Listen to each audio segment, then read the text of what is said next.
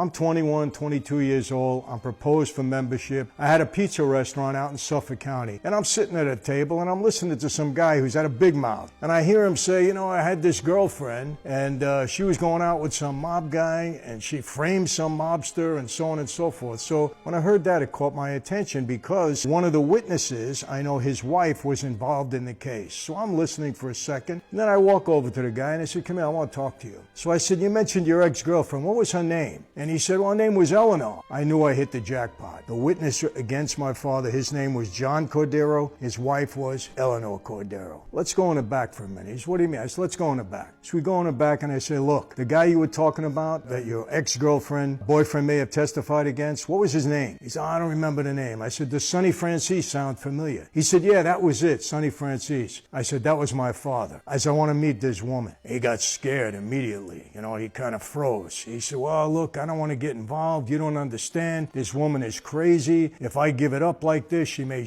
me. You don't know what she might do. I said, well, you got two choices. Either she's going to shoot you or you're never going to see her again.